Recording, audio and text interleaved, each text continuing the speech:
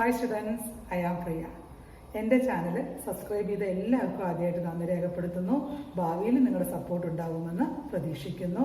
അതേപോലെ ആദ്യമായി കാണുന്നവരാണെങ്കിൽ എൻ്റെ ചാനൽ സബ്സ്ക്രൈബ് ചെയ്യൂ, ഷെയർ ചെയ്യൂ, ലൈക്ക് ചെയ്യൂ and also press bell icon to get updated notifications. Thank U.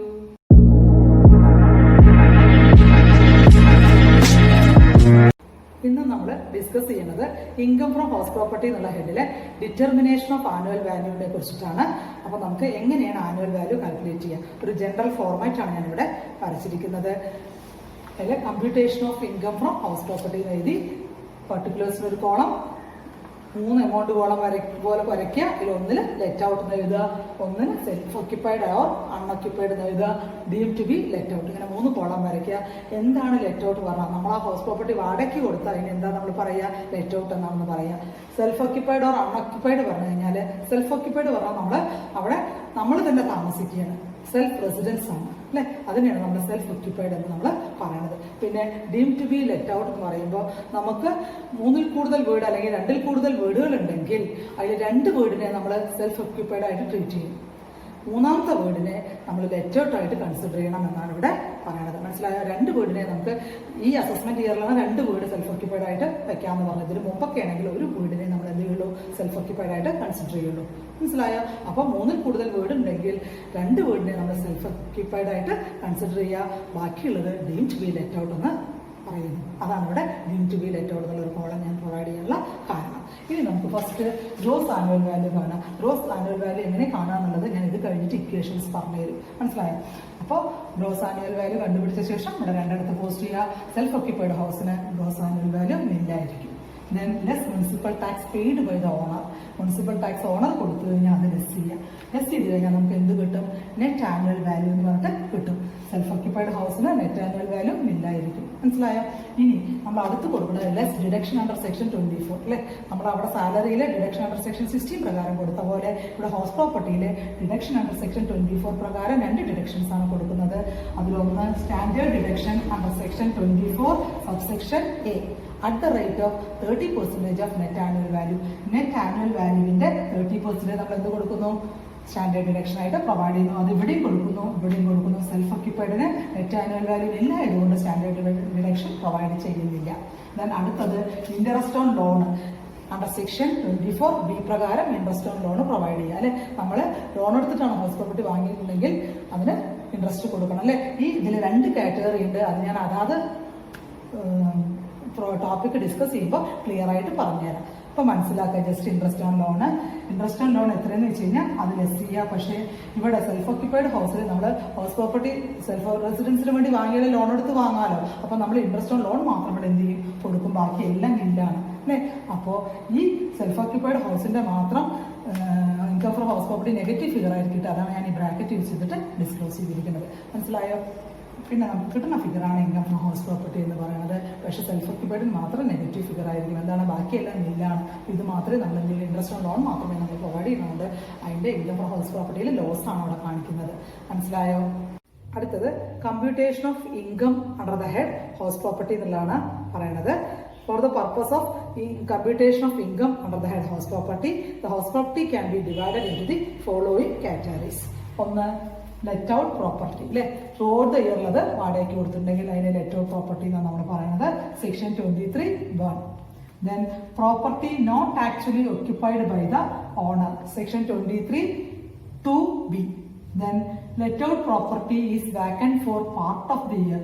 Section 23(1)(c). Then self-occupied property. Section 23(2)(a). Then partly let out and partly self-occupied. Section 23(3). Then deemed to be let out property. Section 23(4).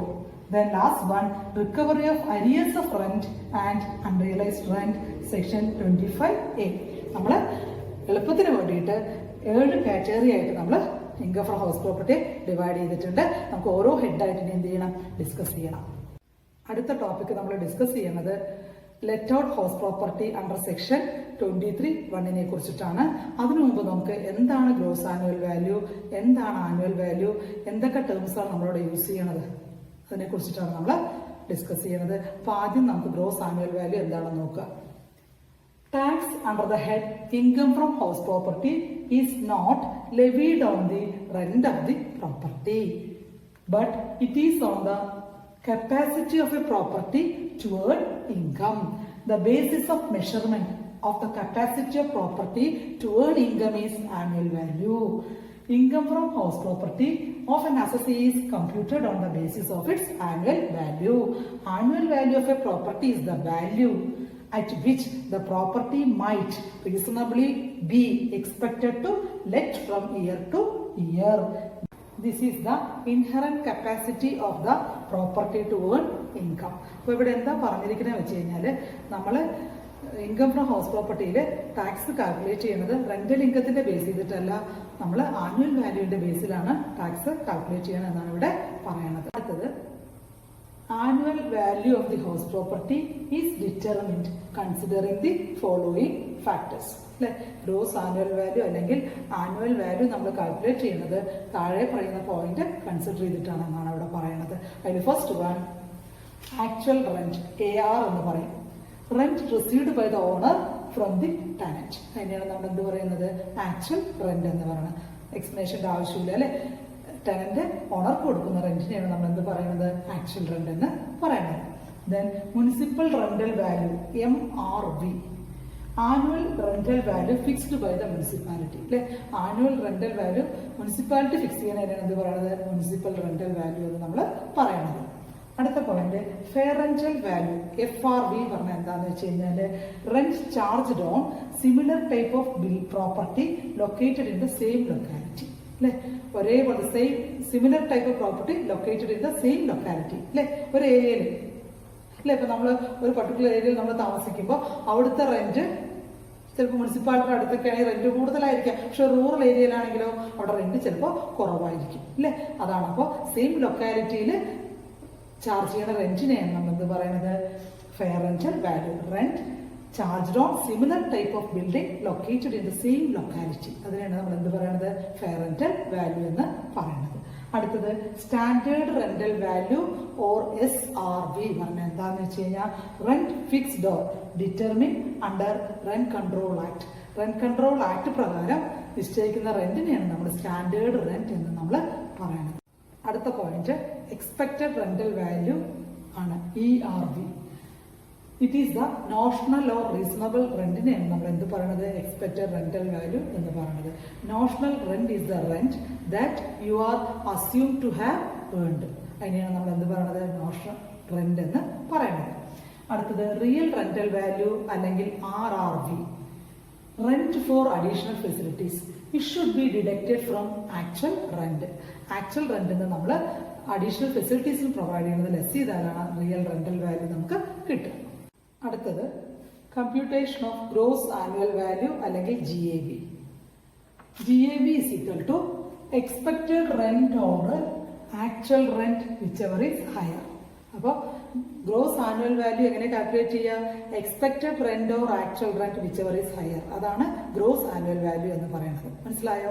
ഇനി computation of expected rent. അപ്പോൾ ഈ expected rent എങ്ങനെ calculate ചെയ്യാന്ന് വെച്ച് കഴിഞ്ഞാൽ if the let out property is not subject to rent control act.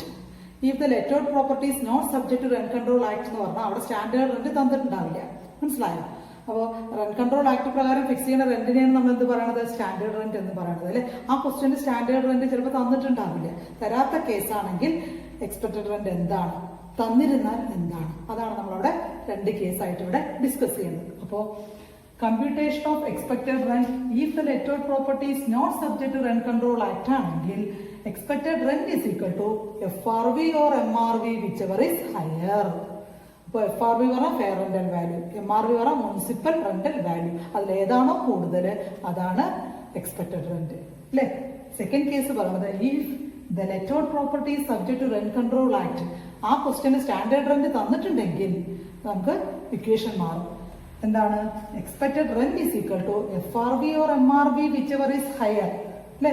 FRV or MRV അതിൽ ഏറ്റവും കൂടുതലാണ് അതിനെ എടുത്ത് എഴുതുന്നു, അതും or SRV standard rental value കൂടി കമ്പയർ ചെയ്യുമ്പോൾ അതിൽ ഏതാണോ കുറവ് അതാണ് നമ്മൾ എന്ത് ചെയ്യണത്, എക്സ്പെക്ടഡ് റെന്റ് ആയിട്ട് കൺസിഡർ ചെയ്യണം. ക്ലിയർ ആയോ? അപ്പോൾ ഗ്രോസ് ആനുവൽ വാല്യൂ എങ്ങനെ കാൽക്കുലേറ്റ് ചെയ്യുക, expected rent or actual rent whichever is higher is the gross annual value. അതിൽ എങ്ങനെയാണ് എക്സ്പെക്റ്റഡ് റെന്റ് കാൽക്കുലേറ്റ് ചെയ്യുന്നത് വെച്ച് കഴിഞ്ഞാൽ രണ്ട് കേസുകളുണ്ട്. എക്സ്പെക്റ്റഡ് റെന്റ് കാൽക്കുലേറ്റ് ചെയ്യുമ്പോൾ സ്റ്റാൻഡേർഡ് റെന്റ് തന്നിട്ടും സ്റ്റാൻഡേർഡ് റെന്റ് തരാതെയും. സ്റ്റാൻഡേർഡ് റെന്റ് തന്നില്ലെങ്കിൽ expected rent is equal to FRV or MRV whichever is higher. അതാണ് നമ്മൾ പറയുന്നത്. സ്റ്റാൻഡേർഡ് റെന്റ് തന്ന expected rent is equal to FRV or MRV whichever is higher എടുക്കുക, അതും or SRV whichever is less. അതാണ് നമ്മുടെ expected rent എന്ന് ഇവിടെ പറയുന്നത്. ക്ലിയർ ആയോ? അടുത്തതായിട്ട് നമുക്ക് ഗ്രോസ് ആനുവൽ വാല്യൂ കാൽക്കുലേറ്റ് ചെയ്യുന്ന ഒരു പ്രോബ്ലം ഡിസ്കസ് ചെയ്യാം. ക്വസ്റ്റ്യൻ ശ്രദ്ധിച്ചോളൂ. Compute gross annual value. Then particulars കൊടുക്കുക. 3 എമൗണ്ട് കോളം പോലെ പ്രൊവൈഡ് ചെയ്യുക. അതിൽ first one house number 1, second one house 2, third one house 3. മനസ്സിലായോ? അപ്പോൾ പർട്ടിക്കുലേഴ്സിൽ first fair rental value first ഹൗസിൽ 26,000, സെക്കൻഡ് ഹൗസിൽ 55,000, തേർഡ് ഹൗസിൽ 86,000. ദെൻ മുനിസിപ്പൽ വാല്യൂ ഫസ്റ്റ് ഹൗസിൽ 30,000, സെക്കൻഡ് ഹൗസിൽ 50,000, തേർഡ് ഹൗസിൽ 84,000. ദെൻ അടുത്ത പോയിന്റ് സ്റ്റാൻഡേർഡ് റെൻറ്റ് ഫസ്റ്റ് ഹൗസിൽ നില്ല്, ദെൻ സെക്കൻഡ് ഹൗസിൽ 48,000, തേർഡ് ഹൗസിൽ 90,000. ദെൻ അടുത്ത പോയിന്റ് ആക്ച്വൽ റെൻ്റ് അല്ലെങ്കിൽ ഡിഫാക്റ്റോ എന്ന് പറഞ്ഞാലും ആക്ച്വൽ റെൻ്റാണ്. അത് ഫസ്റ്റ് ഹൗസിൽ 33,000, സെക്കൻഡ് ഹൗസിൽ 46,000, തേർഡ് ഹൗസിൽ 84,000. ഇനി നമുക്ക് ഈ തന്നിരിക്കുന്ന ക്വസ്റ്റ്യനിൽ വെച്ചിട്ട് എന്താ കമ്പ്യൂട്ട് ചെയ്യാൻ പറയുന്നത്? ഗ്രോസ് ആനുവൽ വാല്യൂ ആണ്. ഗ്രോസ് ആനുവൽ വാല്യൂ പറഞ്ഞാൽ നമുക്ക് ഇക്വേഷൻ അറിയാം. Expected rent or actual rent which ever is higher. അതാണ് നമ്മുടെ ഗ്രോസ് ആനുവൽ വാല്യൂ എന്ന് പറയുന്നത്. എക്സ്പെക്റ്റഡ് റെൻറ്റ് കാൽക്കുലേറ്റ് ചെയ്യാൻ നമുക്ക് 2 കേസുണ്ട്. സ്റ്റാൻഡേർഡ് റെൻറ്റ് തരാതെ ആയിരുന്നാൽ എന്താ ഇക്വേഷൻ, സ്റ്റാൻഡേർഡ് റെൻറ്റ് തന്നാൽ എന്താണെന്ന് അല്ലേ. അപ്പോൾ നമുക്ക് ഫസ്റ്റ് കേസിൽ തന്നെ നമുക്ക് മനസ്സിലാക്കാം. ഫസ്റ്റ് കേസിൽ എന്ത് തന്നിട്ടില്ല? സ്റ്റാൻഡേർഡ് റെൻറ്റ് തന്നിട്ടില്ല. സ്റ്റാൻഡേർഡ് റെൻറ്റ് തന്നിട്ടില്ലെങ്കിൽ നമ്മളെങ്ങനെ എക്സ്പെക്റ്റഡ് റെൻറ്റ് കാണും? FRV or MRV whichever is higher അല്ലേ. അതാണ് നമ്മൾ FRVയുടെ മുനിസിപ്പൽ വാല്യൂ ആണ് ഈ MRV whichever is higher. ഏതാ ഹയർ? 30,000 അല്ലേ. പിന്നെ നമ്മൾ എന്ത് ചെയ്യണം? എക്സ്പെക്റ്റഡ് റെൻറ്റും ആക്ച്വൽ റെൻറ്റിലും ഏതാണോ ഹയർ നോക്കണം. Expected rent 30,000, actual rent 33,000 which ever is higher. 33,000 is higher. Therefore annual value is 33,000. ഇതേപോലെ നമ്മൾ ഓരോ ഹൗസിൻ്റെയും കാൽക്കുലേറ്റ് ചെയ്യണം. നമ്മൾ ആ ക്വസ്റ്റ്യൻ്റെ സൊല്യൂഷൻ ഒന്ന് ഡിസ്കസ് ചെയ്യാം. അപ്പോൾ ആ ക്വസ്റ്റ്യനിൽ എന്ത് പറയുന്നുണ്ട്? GAV കാൽക്കുലേറ്റ് ചെയ്യാൻ പറയേണ്ടത്. Gross annual value is equal to expected rent or actual rent whichever is higher എന്നാണ് നമ്മൾ പറയുന്നത്. എക്സ്പെക്റ്റഡ് റെന്റ് എങ്ങനെ കാൽക്കുലേറ്റ് ചെയ്യുന്നത് വെച്ച് കഴിഞ്ഞാൽ സ്റ്റാൻഡേർഡ് റെന്റ് തന്നിരുന്നാലും തരാതെയും നമുക്ക് എക്സ്പെക്റ്റഡ് റെന്റ് കാൽക്കുലേറ്റ് ചെയ്യാം അല്ലേ. ഈ ഫസ്റ്റ് ഹൗസിൽ സ്റ്റാൻഡേർഡ് റെന്റ് തന്നിട്ടില്ല. അപ്പം നമുക്ക് expected rent is equal to FRV or MRV. FRVയുടെ ഫുൾ ഫോം അറിയാം അല്ലേ, fair rental value. MRV municipal rental value whichever is higher. അതാണ് നമ്മൾ നോക്കുന്നത്. ഇവിടെ FRV പറയുന്നത് 26,000, MRV പറയുന്നത് 30,000 വിച്ച് എവർ ഈസ് ഹയർ 30,000. അപ്പോൾ എക്സ്പെക്റ്റഡ് റെന്റ് 30,000 എന്ന് കിട്ടി. ഇനി നമുക്ക് GAV പറയുമ്പോൾ expected rent or actual rent whichever is higher. Expected rent നമുക്കറിയാം 30,000 എന്ന് കിട്ടിയിട്ടുണ്ട്. പിന്നെ ആക്ച്വൽ റെന്റ് ക്വസ്റ്റ്യനിലുണ്ട്, അത് 33,000 ആണ് വിച്ച് എവർ ഈസ് ഹയർ അല്ലേ. 30,000 or 36,000 which ever is higher 33,000. അപ്പോൾ GAV പറയുന്നത് 33,000 ആണെന്ന് നമുക്ക് കിട്ടി. ക്ലിയർ ആയോ? അടുത്തത് ഹൗസ് നമ്പർ 2ന്റെ ഗ്രോസ് ആനുവൽ വാല്യൂ നമുക്ക് കാൽക്കുലേറ്റ് ചെയ്യുന്നത് എങ്ങനെയാണെന്ന് നോക്കാം. Gross annual value is equal to expected rent or actual rent whichever is higher എന്ന് എഴുതി. Then expected rent is equal to FRV or MRV whichever is higher. FRV 55,000 or MRV 50,000 whichever is higher 55,000 കിട്ടി. Or SRV എടുക്കുക. SRV 48,000 question തന്നിട്ടുണ്ട്. അപ്പോൾ ഇവിടെ rent control act subject to rent control act ആണ് അല്ലെ. Standard rent തന്നുകൊണ്ട് rent control act എടുത്തിട്ടാണ് നമ്മൾ ഈ പ്രോബ്ലം ചെയ്യുന്നത്. ഫസ്റ്റ് പ്രോബ്ലത്തിൽ നമുക്ക് സ്റ്റാൻഡേർഡ് റെന്റ് തരാത്തതുകൊണ്ട് ആ ഇക്വേഷൻ എടുത്തു. ഇവിടെ സ്റ്റാൻഡേർഡ് റെന്റ് തന്നതുകൊണ്ട് നമ്മൾ FRV or MRV whichever is higher കണ്ടുപിടിച്ച ശേഷം അതിന്റെ കൂടെ SRV എടുക്കുന്നു, അതിൽ ലോവർ എടുക്കുന്നു. അതാണ് എക്സ്പെക്റ്റഡ് റെന്റ് എന്ന് നമ്മൾ പറയുന്നത്. മനസ്സിലായോ? അപ്പോൾ ഈ ഒരു വ്യത്യാസം മനസ്സിലാക്കാം. Then 55,000 or 48,000 whichever is lower 48,000. അപ്പോൾ expected rent is equal to 48,000 എന്ന് കിട്ടി. ഇനി ഗ്രോസ് ആനുവൽ വാല്യൂ കാൽക്കുലേറ്റ് ചെയ്യുമ്പോൾ expected rent or actual rent whichever is higher എന്ന് നമ്മൾ മുകളിൽ പറഞ്ഞിട്ടുണ്ട്. Expected rent 48,000 or 46,000 whichever is higher 48,000. Therefore gross annual value is equal to 48,000. Clear ആയി എന്ന് വിചാരിക്കുന്നു. അപ്പോൾ ഇവിടെ നമ്മൾ മനസ്സിലാക്കേണ്ടത് ക്വസ്റ്റ്യനിൽ സ്റ്റാൻഡേർഡ് റെന്റ് തന്നാൽ എക്സ്പെക്റ്റഡ് റെന്റ് കാൽക്കുലേറ്റ് ചെയ്യണ ഇക്വേഷൻ ചേഞ്ച് ഉണ്ട് അല്ലെ. ഫസ്റ്റ് ഇക്വേഷൻ അല്ലല്ലോ സെക്കൻഡ് യൂസ് ചെയ്തിരിക്കുന്നത്. FRV or MRV whichever is higher എടുക്കുന്നു, അതിന്റെ കൂടെ SRV കമ്പയർ ചെയ്യണോ, അതിൽ ലോവർ എടുക്കുന്നു. അതാണ് എക്സ്പെക്റ്റഡ് റെന്റ്. അതൊന്നും ക്ലിയർ ആയി മനസ്സിലാക്കുക. അടുത്തത് തേർഡ് ഹൗസിന്റെ ഗ്രോസ് ആനുവൽ വാല്യൂ നമുക്ക് കാൽക്കുലേറ്റ് ചെയ്യാം. ശ്രദ്ധിച്ചോളൂ. House number 3. Gross annual value is equal to expected rent or actual rent whichever is higher. Expected rent is equal to FRV or MRV whichever is higher എന്ന് നമ്മൾ പറഞ്ഞു. 86,000 or 84,000 whichever is higher, 86,000. Then compare it with the SRV. അല്ലേ? അപ്പോൾ 86,000 or SRV 90,000 whichever is lower, 86,000. അപ്പോൾ ER is equal to 86,000 എന്ന് കിട്ടി. Then GAV is equal to expected rent or actual rent whichever is higher എന്ന് എഴുതി. expected rent നമുക്ക് ഇവിടെ കിട്ടിയിട്ടുണ്ട് 86,000. actual rent ക്വസ്റ്റ്യനിൽ തന്നിട്ടുണ്ട് 84,000 whichever is higher, 86,000. therefore gross annual value is equal to 86,000 എന്ന് കിട്ടി. അല്ലേ? അപ്പോൾ സെക്കൻഡ് ഹൗസിലെ തേർഡ് ഹൗസിനും സെയിം റൂളാണ്. സ്റ്റാൻഡേർഡ് റെന്റ് തന്നിട്ടുള്ളതാണ്. അല്ലേ? ഫസ്റ്റ് ഹൗസിൽ സ്റ്റാൻഡേർഡ് റെന്റ് നമുക്ക് തരാതെയാണ് നമ്മൾ ആ ഇക്വേഷനാണ് നമ്മൾ എന്ത് ചെയ്യുന്നത് യൂസ് ചെയ്തിരിക്കുന്നത്. അപ്പോൾ അത് ക്ലിയർ ആക്കുക. അപ്പോൾ നമ്മൾ ഗ്രോസ് ആനുവൽ വാല്യൂ കാൽക്കുലേറ്റ് ചെയ്യുന്ന ഇക്വേഷൻ ക്ലിയർ ആയിട്ട് മനസ്സിലാക്കുക. ഒന്നും കൂടി ഞാൻ എക്സ്പ്ലെയിൻ ചെയ്യാം. Gross annual value is equal to expected rent or actual rent whichever is higher എന്ന് ആദ്യം മനസ്സിലാക്കുക. പിന്നെ എക്സ്പെക്ടഡ് റെന്റ് കാൽക്കുലേറ്റ് ചെയ്യുമ്പോൾ subject to rent control act പ്രകാരമാണെങ്കിൽ ഒന്നാണ്, not subject to rent control act. അത് പറഞ്ഞാൽ മനസ്സിലാക്കേണ്ടത് ക്വസ്റ്റ്യനിൽ സ്റ്റാൻഡേർഡ് റെന്റ് തന്നിരുന്നാൽ ഏത് ഇക്വേഷൻ അപ്ലൈ ചെയ്യണം, സ്റ്റാൻഡേർഡ് റെന്റ് തന്നില്ലെങ്കിൽ എങ്ങനെ എക്സ്പെക്ടഡ് റെന്റ് കാൽക്കുലേറ്റ് ചെയ്യണം, അതാണ് നമ്മൾ മനസ്സിലാക്കേണ്ടത്. ഇപ്പൊ നമുക്ക് ഫസ്റ്റ് ഹൗസിൽ സ്റ്റാൻഡേർഡ് റെന്റ് തരാത്തതായിരുന്നു. അപ്പൊ നമ്മൾ എന്ത് ചെയ്തു? GAV is equal to expected rent or actual rent whichever is higher എന്ന് എഴുതി. പിന്നെ എക്സ്പെക്ടഡ് റെന്റ് കാൽക്കുലേറ്റ് ചെയ്യാൻ FRV or MRV whichever is higher നമ്മൾ എടുത്തു. അല്ലേ? അപ്പോൾ FRV or MRV ഏതാ കൂടുതൽ അതാണ് നമ്മുടെ എക്സ്പെക്ടഡ് റെന്റ്. അല്ലേ? അത് സ്റ്റാൻഡേർഡ് റെന്റ് തരാത്തതുകൊണ്ട്. ഇനി സ്റ്റാൻഡേർഡ് റെന്റ് തന്നു കഴിഞ്ഞാൽ നമ്മൾ ഇതേപോലെ ഗ്രോസ് ആനുവൽ വാല്യൂന്റെ ഇക്വേഷൻ എഴുതണം. Expected rent or actual rent whichever is higher എന്ന് എഴുതണം. എന്നിട്ട് എക്സ്പെക്ടഡ് റെന്റ് കാൽക്കുലേറ്റ് ചെയ്യുമ്പോൾ FRV or MRV whichever is higher നോക്കുക, ഹയർ എടുത്ത് എഴുതുക. പിന്നെ അതും സ്റ്റാൻഡേർഡ് റെന്റുമായിട്ട് കമ്പയർ ചെയ്യുക. അതിൽ ലോവർ ഏതാണെന്ന് നോക്കുക. ആ ലോവർ ആണ് നമ്മൾ എന്ത് പറയുന്നത് എക്സ്പെക്ടഡ് റെന്റ് ആയിട്ട് എടുക്കുന്നത്. എന്നിട്ട് നമ്മൾ GAV കാൽക്കുലേറ്റ് ചെയ്യുക. GAV കാൽക്കുലേറ്റ് ചെയ്യുമ്പോൾ expected rent or actual rent ക്വസ്റ്റ്യനിൽ തന്നിട്ടുണ്ടാവും. വിച്ചെവർ ഇസ് ഹയർ ആണ് നമ്മൾ എടുക്കുന്നത്. അപ്പോൾ നമുക്ക് ഗ്രോസ് ആനുവൽ വാല്യൂ കിട്ടും. ക്ലിയർ ആയോ? ആനുവൽ വാല്യൂ കാൽക്കുലേറ്റ് ചെയ്യുന്ന ഒരു ക്വസ്റ്റ്യൻ കൂടി നമുക്ക് ഡിസ്കസ് ചെയ്യാം. ക്വസ്റ്റ്യൻ ശ്രദ്ധിച്ചോളൂ. Calculate gross annual value from the following information. Actual rent ₹24,000 per annum. Fair rent ₹28,000 per annum. Then standard rent ₹20,000 per annum. Then എങ്ങനെ GAV calculate ചെയ്യാം. അല്ലെ? ഈ ക്വസ്റ്റിന് മുനിസിപ്പൽ റെന്റൽ വാല്യൂ എന്ത് ചെയ്തിട്ടില്ല, തന്നില്ലെങ്കിൽ നമുക്ക് ചെയ്യാം. അപ്പോൾ നമ്മൾ gross annual value is equal to expected rent or actual rent whichever is higher എന്ന് എഴുതുന്നു. എന്നിട്ട് നമ്മൾ എക്സ്പെക്ടഡ് റെന്റ് കാൽക്കുലേറ്റ് ചെയ്യാൻ ഇക്വേഷൻ എഴുതുന്നു. FRV or MRV whichever is higher ആണ് നമ്മുടെ റൂള്.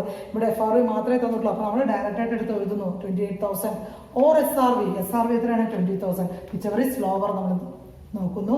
ദാറ്റ് ഈസ് അവർ, അതാണ് നമ്മുടെ എക്സ്പെക്ടഡ് റെന്റ്. അല്ലേ? അപ്പോൾ expected rent is equal to 20,000 എന്ന് കിട്ടി. Then GAV is equal to 20,000 പറഞ്ഞാൽ expected rent or actual rent whichever is higher. Expected rent 20,000, actual rent 24,000 whichever is higher 24,000. therefore gross annual value is equal to 24,000 എന്ന് നമുക്ക് കിട്ടും.